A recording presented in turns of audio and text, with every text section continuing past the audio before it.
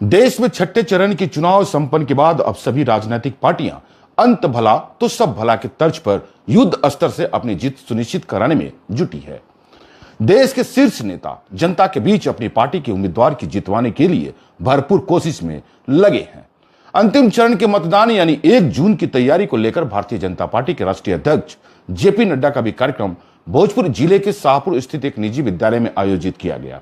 JP Nadda के आगमन को लेकर भारतीय जनता पार्टी सहित एनडीए गठबंधन के सभी घटक दलों के नेता शाहपुर में मौजूद दिखाई दिए।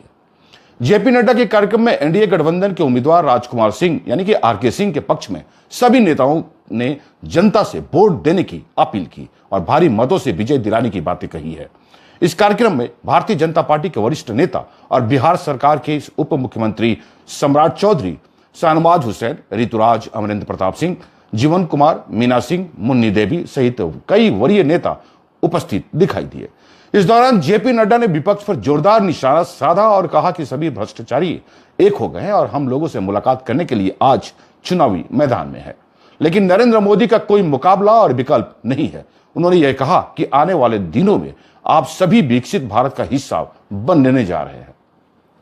प्रधानमंत्री नरेंद्र मोदी ने जो अपील किया है कि अब की बार 400 के पार वह सपना अब पूरा होते दिखाई दे रहा है। जेपी नड्डा बिहार की राजनीति पर भी जमकर निशाना साधा है। उन्होंने लालू प्रसाद यादव के पारिवारिक राजनीति पर भी टिप्पणी की और कहा आने वाले दिनों में सभी भ्रष्टाचारियों के पोल खोले जाएंगे।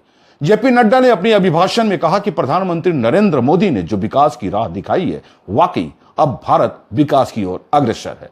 जेपी नड्डा के कार्यक्रम में भारी भीड़ देखने को मिली, वही सुरक्षा के भी व्यापक इंतजाम किए गए थे।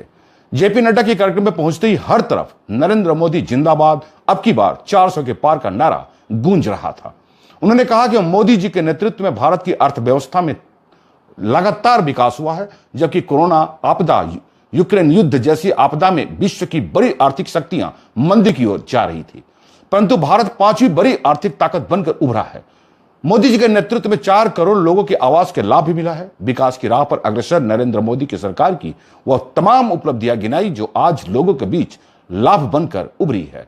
जेपी नड्डा ने सभा में उपस्थित तमाम लोगों से आग्रह किया कि इस बार आरके सिंह को जिताइए और आरा लोकसभा में विकास की गंगा में नहा लीजिए।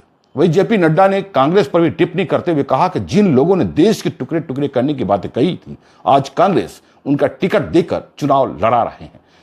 इसी से मानसिकता साफ हो रहा है कि यह लोग देश के साथ कैसा खिलवाड़ करना चाहते हैं। कार्यक्रम के दौरान बिहार के उप मुख्यमंत्री सम्राट चौधरी ने सभी विपक्ष पर जोरदार निशाना साधा और कहा कि इस बार बिहार में किसी का खाता नहीं खुलने जा रहा है।